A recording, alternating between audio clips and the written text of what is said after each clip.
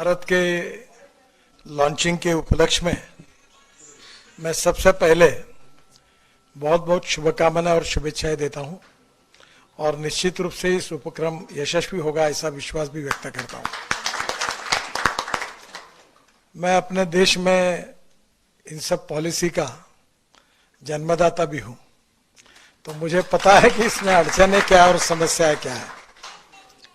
मैंने अभी बताया कि मेरे पास टीवीएस और बजाज, हीरो, ये तीन ऐसे मैन्युफैक्चरर है देश में कि उनका 50% प्रोडक्शन वो एक्सपोर्ट करते हैं। यानी हमारे देश में एक्सपोर्ट का मार्केट जितना देश का है उतना बाहर का है। और सबसे इंपॉर्टेंट चीज ये ही है कि उनकी ई स्कूटर जो है, ई बाइक बड़ी महंगी है। और इसलिए इसमें जो सबसे बड़ी बात है कि उन्होंने दो स्टडी किया था। अभी 2-4 दिन पहले ही टीवीएस के मालिक जो थे वेणु श्रीनिवासन मेरे आए थे और सर्वे में ये मालूम हुआ कि एक स्कूटर आदमी कितने किलोमीटर चलाता है। तो उसका जो एवरेज आया है, बजाज ने कहा है कि 26 किलोमीटर एक दिन में चलाता है और टीवीएस ने कहा है कि 24 किलोमीटर चलता है और रात को घर में गाड़ी फिर चार्ज होती है। तो मैंने इनको सुझाया कि आप बैटरी दो लगाने के, अभी ये बोल रहे हैं सोलर से इसकी जरूरत ही नहीं, एक ही बैटरी चार्ज करके अगर 70 किलोमीटर होगा तो कॉस्टिंग कम होगा। और इसका मार्केट जो है आजकल लोग जो नागपुर, पुणे, मुंबई, ये थोड़ा ब्रांडेड के तरफ है क्योंकि उनकी पेइंग कैपेसिटी ज्यादा है। पर जैसे काटोल है, नरखेड़ है, जलालखेड़ा है, इस टाइप के जो छोटे छोटे गांव है, वहां सफाई कामगार, प्यून, छोटे आदमी भी साइकिल के बजाय इसको चला सकता है। बच्चे कॉलेज में जाने के लिए इसका उपयोग कर सकते हैं। और इसलिए जो मिनिमम मोटर की कैपेसिटी है, उसको जब मैंने ये कानून बनाया था तो उसको मैंने आरटीओ से बाहर कर दिया, रजिस्ट्रेशन की जरूरत नहीं है। तो मुझे आपसे एक ही कहना है कि ये मार्केटिंग रूरल, एग्रीकल्चर और छोटे गांव में ज्यादा होगा। दूसरी बात, कॉस्ट में क्वालिटी के साथ कॉम्प्रोमाइज नहीं करते हुए आप उसको कॉस्ट कम करिए और कॉस्ट आपकी वैसे भी रीजनेबल है। और दूसरी बात, आपको थोड़ा सा मार्जिन ज्यादा लेकर आपके डीलर की फाइनेंसिंग कंपनी निकालकर अगर इसको कोई फाइनेंशियल सपोर्ट मिल जाएगा तो आपका सेल 2 गुना 3 गुना बढ़ जाएगा। आजकल हर कंपनी, ऑटोमोबाइल कंपनी की, अशोक लेलैंड हो, टाटा हो, महिंद्रा हो, इनकी फाइनेंसिंग कंपनी भी होती है। तो ये इसके लिए कोई अगर जॉइंट वेंचर पार्टनर मिलता है और वो उससे आप चेक ले लेंगे, वो सर्विस करता है तो सैलरी डिडक्शन उसको दे देगा बैंक के अकाउंट से, ट्राई पार्टी एग्रीमेंट करके। तो छोटे छोटे लोग, सफाई कामगार, प्यून, होटल में काम करने वाले कर्मचारी, इस टाइप के छोटे छोटे लोग अगर इसको लेंगे तो इसके स्वाभाविक रूप से इसका सेल काफी बढ़ेगा। मुझे बहुत खुशी है कि विदर्भ में पहली बार आपने ये कोशिश की और मैं आपको शुभकामनाएं देता हूं। अभी तक जब से मैंने ई स्कूटर और ई बाइक का जो काम शुरू किया है, 250 लोगों ने शुरू किया है। यानी 250 लोग अब मैन्युफैक्चरिंग में उतरे हैं। इसमें कर्नाटक में, बेंगलोर में बहुत अच्छे अच्छे डिजाइन और काफी रिसर्च हुआ है। अभी तो मैं हाइड्रोजन की गाड़ी पे, दिल्ली मेरे पास है, तो पानी से हाइड्रोजन निकाल कर गाड़ी चलेगी। फिर मैं अभी कल ही मैंने टोयोटो की लॉन्च की। वो ऐसी है कि उसके कैमरी मॉडल था जिसमें 60% पेट्रोल और 40% वही बिजली तैयार करेगा, जो बात आप बता रहे थे।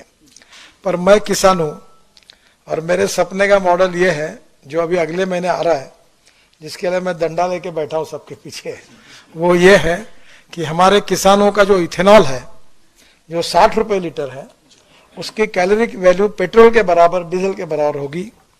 और जो अभी टोयोटो के मॉडल्स आ रहे हैं कि 60 रुपए लीटर का इथेनॉल भरने के बाद 40% वही बिजली तैयार करेगा। यानी आपके गाड़ी में 30 रुपए लीटर पेट्रोल की कॉस्ट से आपको एवरेज मिलेगा, एकदम बचत होगी और प्रदूषण से मुक्ति मिलेगी। तो टोयोटो, हुंडई, मर्सिडीज, बीएमडब्ल्यू और बाद में सभी, टाटा से लेकर सब लोगों की गाड़ियां अगले महीने से आ रही है। और बजाज ने और टीवीएस ने और हीरो ने इथेनॉल की लगाई है। आज ही मेरी बात कि इथेनॉल की बाइक नागपुर में लॉन्च कर रहे, बाइक और स्कूटर। तो मैं कोशिश कर रहा हूं कि अपने किसान के जितने बेटे हैं वो अपने ही फ्यूल को यूज करें। तो ये स्वाभाविक रूप से सस्ता भी है और प्रदूषण से मुक्त भी है। तो मुझे लगता है कि electric, ethanol, methanol, biodiesel, bio CNG, bio LNG और हाइड्रोजन। और हाइड्रोजन में भी 3 प्रकार है। ग्रीन हाइड्रोजन यानी पानी से निकलता है या बायोमास से निकलता है। आज ही मैं कारपोरेशन के आयुक्तों को कह रहा था कि हमारा शहर पहला है कि हमने टॉयलेट का पानी बेचकर हम लोग 300 करोड़ कमाते हैं।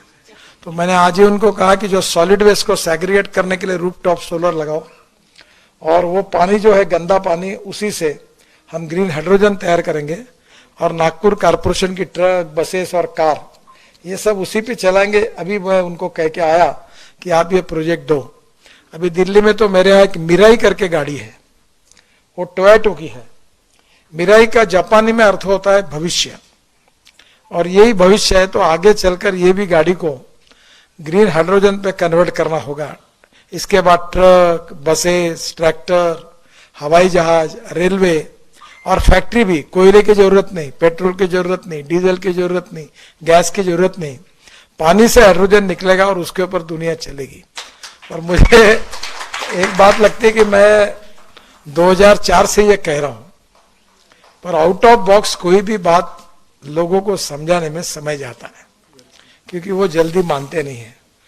जितनी बातें कहता था उतनी सब प्रूव हो गई।